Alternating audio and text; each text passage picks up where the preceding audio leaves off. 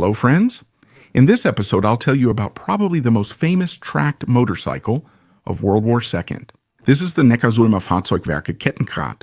And although there is still debate about which category of vehicles this machine belongs to, many authoritative sources classify it as a motorcycle. Make yourself comfortable. Let's get to know the Kettenkrad better. Enjoy watching.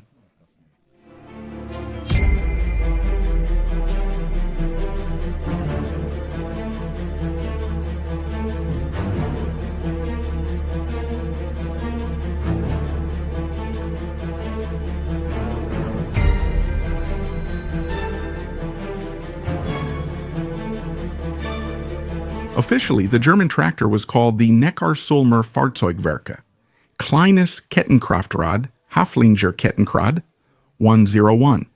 But among the general public, it is better known as the Kettenkrad, which literally translates to tracked motorcycle. Originally, this vehicle was developed as a light agricultural tractor, and one of the main developers of the new vehicle was Heinrich Ernst Kneippkamp, who later became known as the creator of the running gear for the Tiger and Panther tanks, as well as the Sonderkraftwagen armored personnel carrier, Fahrzeug 250 and similar ones.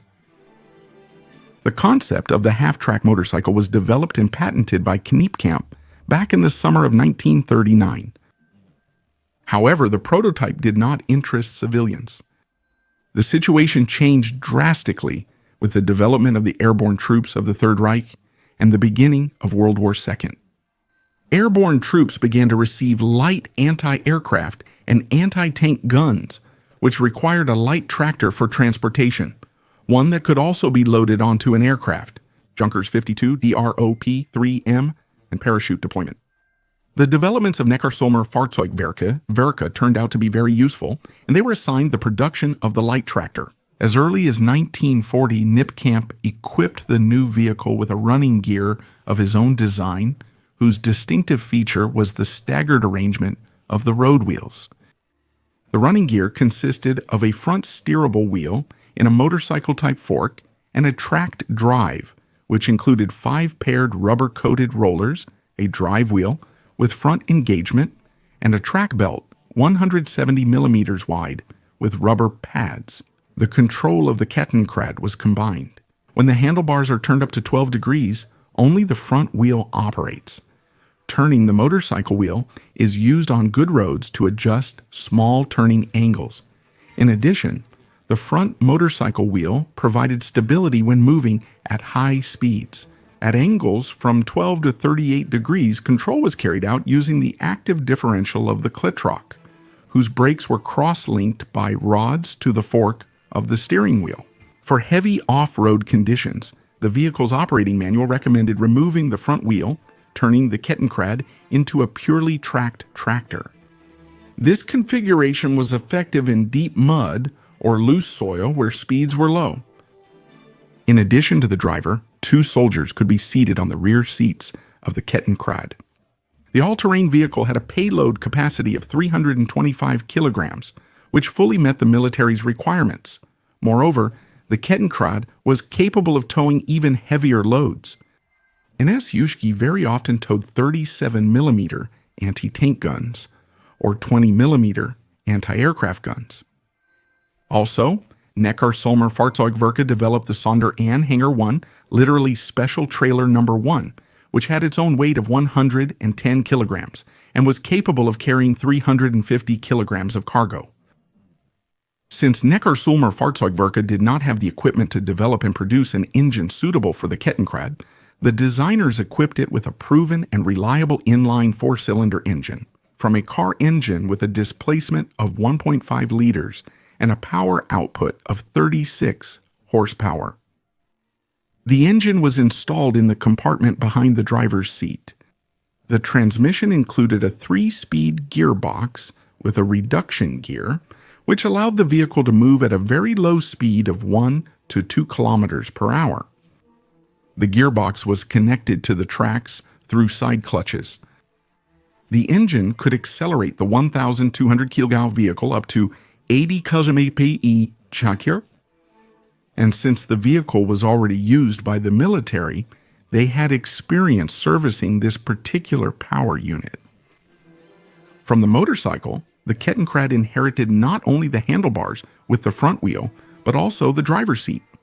On the right and left of it, fuel tanks with a total capacity of 42 liters were installed. The first tests of the kleines Kettenkraftrad took place at the end of 1940. The results were rated very highly, and the new tractor was adopted into service, after which production began.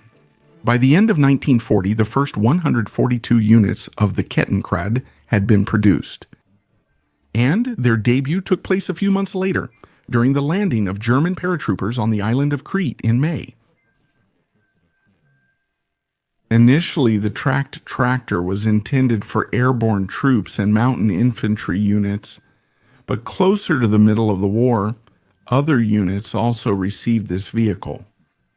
On the Eastern Front in the fall of 1941, the vehicles received enthusiastic reviews. The Kettenkrad was one of the few vehicles capable of operating effectively during the seasonal mud. In the first 3 years, Army tractors were produced in small batches, but in 1943, their annual production reached 2,500. That same year, the Steyr Company joined the production and managed to produce about 1,300 units in total.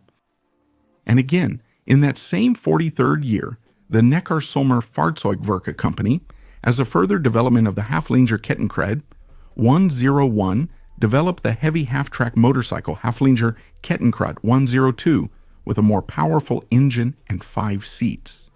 However, it was not adopted by the Wehrmacht. In addition to the basic version of the Kettenkrad, 2 more versions of all-terrain motorcycles were developed and produced, both specifically for laying electrical cables and communication cables.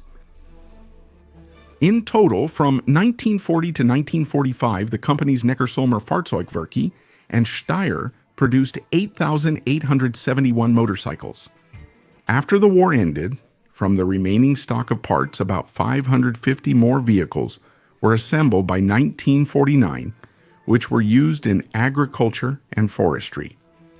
It was at that time that the French company Babioli moved the controls to the rear, and by removing the front wheel, converted some of these vehicles into regular civilian tractors. As for combat use and operation, the half-track motorcycle was used for towing light anti-tank and anti-aircraft guns, mortars, reels with telephone cable, and various types of trailers. In addition, the standard factory kit included add-on armor, after which the tractor was transformed into a half-track reconnaissance vehicle armed with a machine gun. By the end of the war, Kettenkrads were even towing airplanes along runways to save aviation fuel, which had become scarce by that time. According to feedback from Wehrmacht soldiers, this vehicle was indispensable on the Soviet-German front during the cold season, as well as in the muddy conditions of spring and autumn. In the post-war years, the surviving examples of this equipment were used for a long time in agriculture and forestry, as well as in the postal service in mountainous areas. The disadvantages of the tracked tractor included a narrow track width, weak crew protection, and a high risk of overturning when entering a turn at high speed.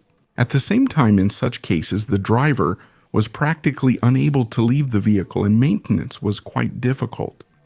For instance, this Neckarsulmer Fahrzeugwerke had up to 150 lubrication points. Very few Kettenkrads have survived to this day.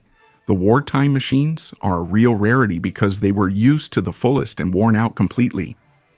Today, these vehicles are housed in motorcycle museums and owned by enthusiasts.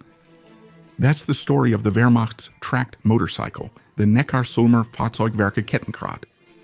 Thank you very much for your attention. This was the Cross Moto channel. See you next time.